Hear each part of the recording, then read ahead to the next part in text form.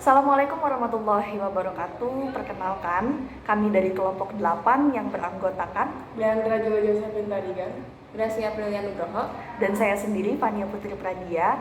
Pada kesempatan kali ini, kami akan menjelaskan materi tentang perjanjian Rumroyen yang berisi yang pertama mengenai latar belakang, lokasi, tokoh yang terlibat, isi, dan dampak dari perjanjian ini. Semoga materi yang kita sampaikan pada kali ini dapat bermanfaat untuk kita semua. Jadi, mari kita simak bersama-sama.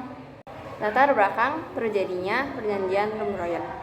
Indonesia belum aman meski telah memproklamasikan kemerdekaan pada 17 Agustus 1945. Pasukan sekutu yang tergabung dalam AFNI, pimpinan Sir Philip Christison, datang ke Indonesia tak seberapa lama setelah kemerdekaan. Salah satu tujuannya yaitu melucuti senjata tentara Jepang serta menegakkan dan mempertahankan keadaan damai yang kemudian akan diserahkan pada pemerintahan sipil. Namun, pasukan sekutu ternyata diboncengi oleh Belanda yang menggunakan nama NICA atau Netherlands Indies Civil Administration. Belanda sebenarnya ingin kembali menguasai Indonesia yang dulu lama mereka duduki sebelum Perang Dunia Kedua melawan Jepang. Terjadilah berbagai momen heroik musuh Indonesia yang bertekad mempertahankan kemerdekaan, termasuk rangkaian perjanjian atau perundingan yang beberapa kali dilanggar oleh Belanda. Perjanjian Linggarjati dikutip dari A History of Modern Indonesia Since 1300 karya MC Rickles, dihelat pada 15 November 1946 dan ditandatangani secara sah pada tanggal 25 Maret 1947. Namun Belanda kemudian melanggar perjanjian itu dengan melancarkan agresi militer Belanda I pada 20 Juli 1947. Dunia internasional secara umum mengecam tindakan Belanda yang melanggar gencatan senjata yang disponsori Dewan Keamanan PBB dan Komisi 3 negara yaitu Amerika Serikat, Belgia, dan Australia. Menurut Francis Gouda dan Cis Brocates Zalberg dalam American Visions of the Netherlands, East Indies or Indonesia, U.S. Foreign Policy and Indonesian Nationalism 1920 until 1949, Amerika Serikat yang semula bersikap netral mendesak agar diadakan perundingan yang sungguh-sungguh berdasarkan prinsip-prinsip perundingan Renville. Sementara negara-negara Asia menyatakan protes dengan serentak menutup lapangan terbangnya bagi pesawat-pesawat Belanda. Konferensi Inter-Asia menghasilkan sebuah resolusi yang segera dikirim oleh Nehru kepada Dewan Keamanan PBB.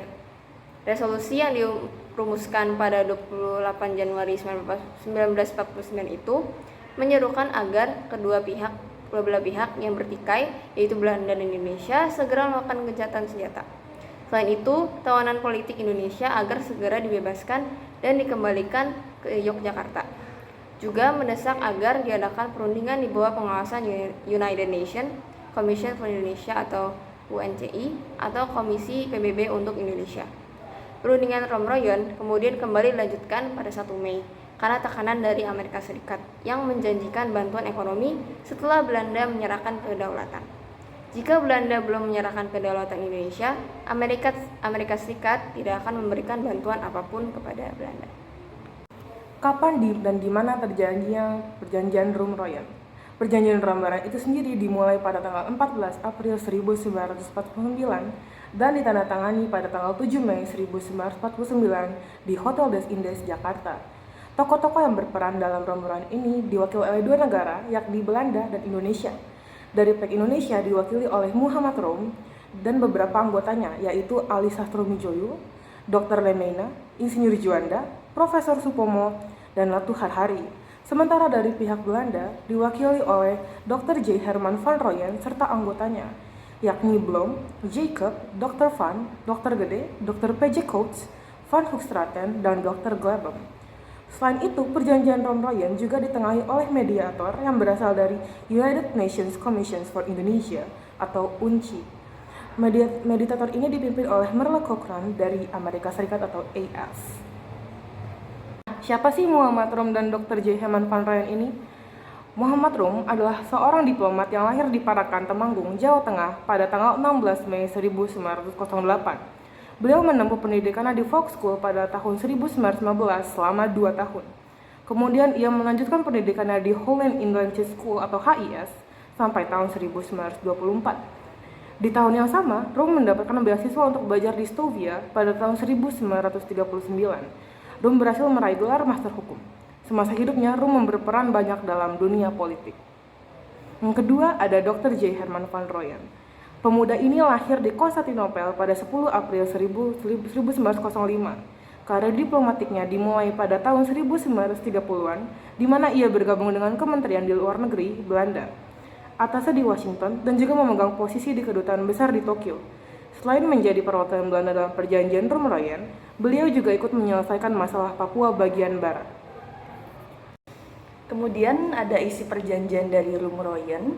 Perjanjian Roem-Royen membahas tentang penyerahan ibu kota Yogyakarta yang sempat dikuasai Belanda kepada pemerintah Republik Indonesia. Isi dari perjanjian ini sebenarnya lebih merupakan pernyataan kesediaan berdamai antara kedua belah pihak.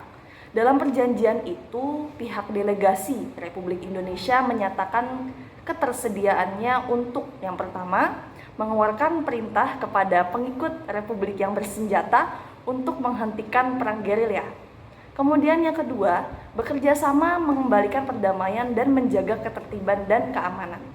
Kemudian yang ketiga, turut serta dalam KMB di Den Haag dengan maksud untuk mempercepat penyerahan kedaulatan yang sungguh dan lengkap kepada negara Indonesia Serikat dengan tidak bersyarat.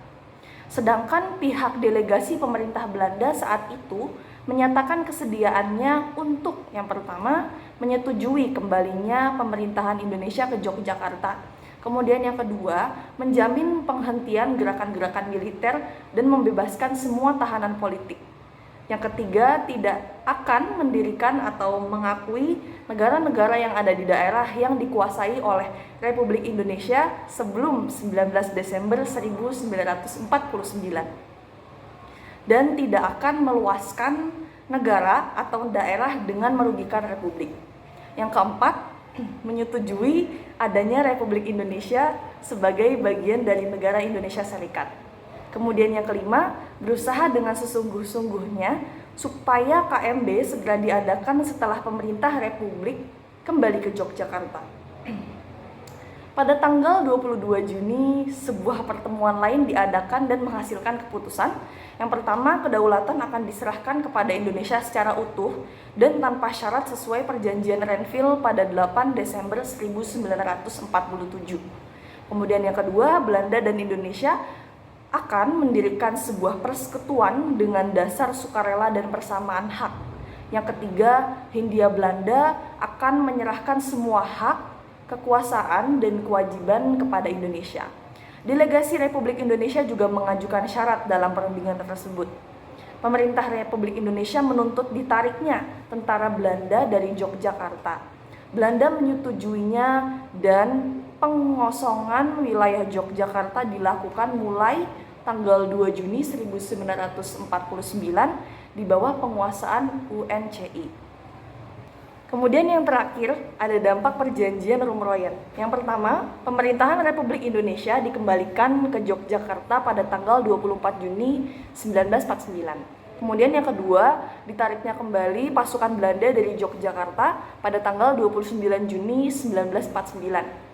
Kemudian yang ketiga, para pemimpin Indonesia yang dilawan Belanda akhirnya dibebaskan pada tanggal 6 Juli 1949. Dan yang terakhir, keberhasilan Roem-Royen menghasilkan pengakuan penuh akan kedaulatan Belanda atas Indonesia lewat KMB yang nantinya dilaksanakan pada tahun yang sama.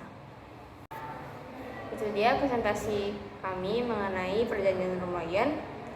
Sekian dari kelompok kami, kurang lebihnya mohon maaf. Wassalamualaikum warahmatullahi wabarakatuh.